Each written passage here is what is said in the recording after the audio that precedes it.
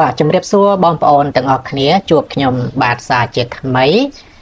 ដើម្បីចែករំលែកនៅ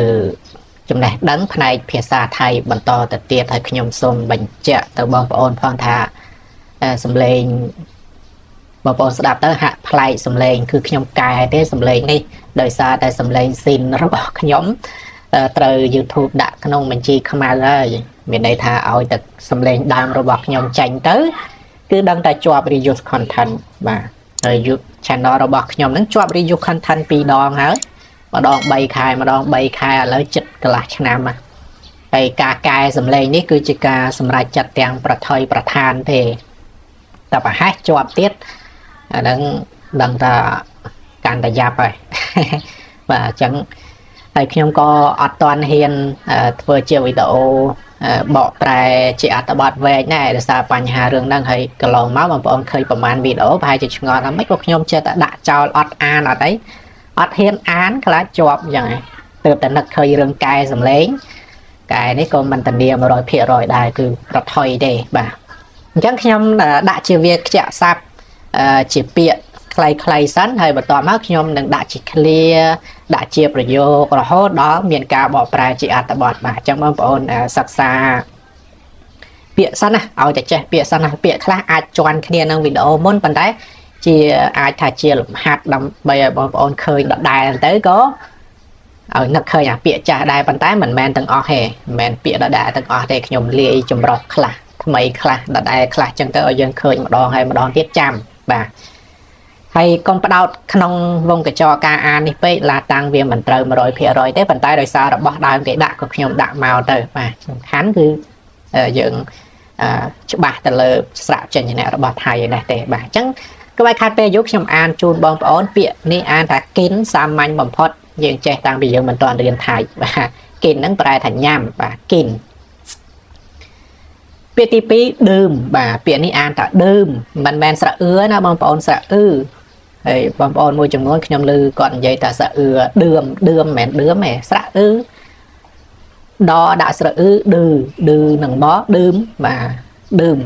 ហ្នឹងប្រែថាផឹកមែនតែទៅกินមិញហ្នឹងក៏ប្រែថាផឹកបានដែរបាទផឹកទឹកផឹកអីណាបាទឌឿមផឹកហើយបាយអានេះចេះយូរហើយបាយប្រែថាទៅបាទបាយទៅសាមញ្ញហើយពាក្យនេះអានថាម៉ាហើយសេញតែគេឲ្យអានហ្នឹងគេសរសេរអញ្ចឹងបាទក៏ដាក់តាមហ្នឹងទៅម៉ាអានធម្មតាបងប្អូនថៃវាមានសម្លេងពាក្យខ្លះអានខុសសម្លេងទៅន័យផ្សេងមួយនេះអានធម្មតាមកសម្លេងវាអត់មានលើកដាក់អីទេម៉ាប្រែតែមកបាទហើយពាក្យនេះអានថានននេះប្រែថាគេងឬដេកហ្នឹងឯងបាទននបាទហើយពាក្យទី6ណាំងបាទនេះស្រៈបាទហើយក្បួនដោយ៉ាងម៉េចហ្នឹងតើយើងសិក្សាវាទៀតណាំងប្រែថាអង្គុយឬក៏យើងប្រែថាជិះក៏បានដែរជិះឡានគេអ្នកបើគេយើងគ្រាន់តែជិះអាស្រ័យដោយសារអីហ្នឹងជិះឡានក្រុងជិះអីហ្នឹងអាហ្នឹងណាំងហ្នឹងប្រែថាជិះដែរអញ្ចឹងបានពាក្យមួយយើងសិក្សាលម្អិតទៅយើងដឹងការប្រើច្រើនបាទអញ្ចឹងណាំងជាទូទៅប្រែថាអង្គុយបើឡានបើអីហ្នឹងប្រែថាជិះក៏បានដែរបាទណាំងរត់ប្រែជិះឡានមិនប្រែថាអង្គុយឡានហើយពាក្យនេះអានថាយឺនស្រៈអឺបាទយឺនប្រែថាឈរបាទយឺនឈរបាទពាក្យទី8ដើនអានេះស្រៈអឺ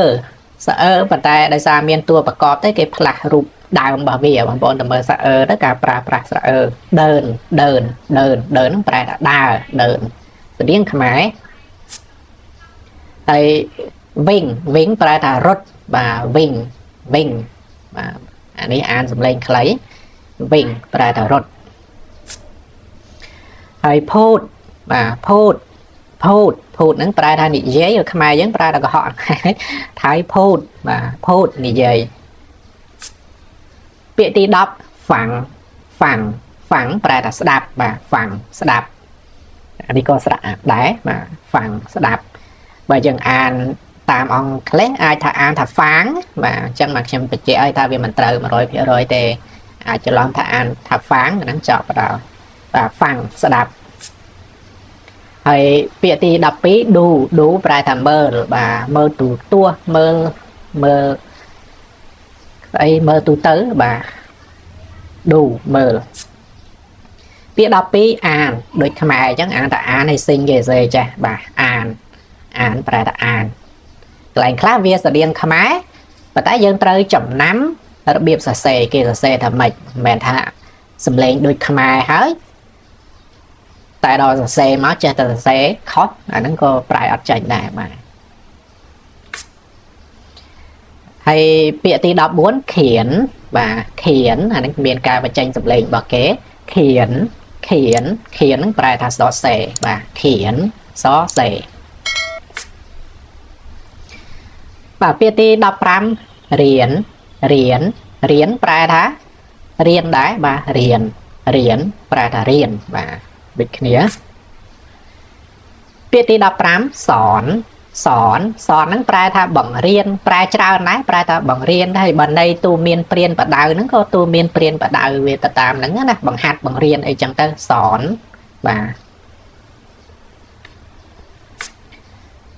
ទពាក្យទី16ថាំបាទថាំប្រែថាធ្វើថាំងานធ្វើការអីចឹងទៅថាំ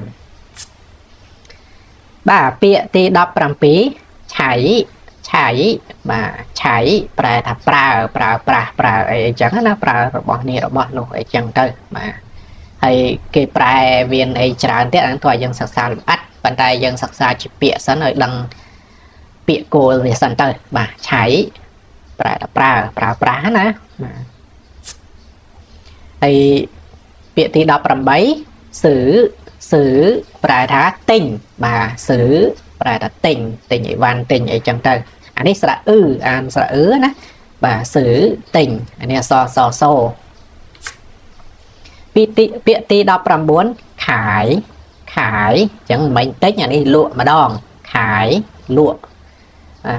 ហ្នឹងលក់អីវ៉ាន់ឬក៏លក់មុខក៏បានដែរលក់មុខលក់កិត្តិយសក៏បានដែរបាទខាយប្រែថាលក់បាទពាក្យចុងក្រោយពើតអានេះស្រៈដោយពាក្យដើនមិនអញ្ចឹងបាទអានថាពើតបាទពើតហ្នឹងប្រែថាបើកនេះគឺបើកទ្វារបើកបង្អួចបាទបើកចិត្តក៏បានដែរពើតចៃប្រែថាបើកចិត្តប៉ុន្តែបើ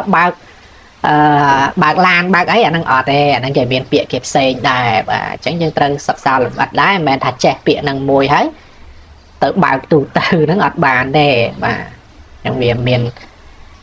កម្រិតនៃការប្រើប្រាស់ពាក្យនីមួយអាហ្នឹងយើងសិក្សាលម្អិតទៀតបាទអញ្ចឹងខ្ញុំជូនតែ20ពាក្យហ្នឹងទេកុំឲ្យវែងហើយបងប្អូនសិក្សាហើយសូមបញ្ជាក់ថាអានេះកិរិយាសព្ទបាទកិរិយាសព្ទទាំងអស់ខ្ញុំដាក់20ពាក្យហ្នឹងហើយអាចមានបន្តទៀត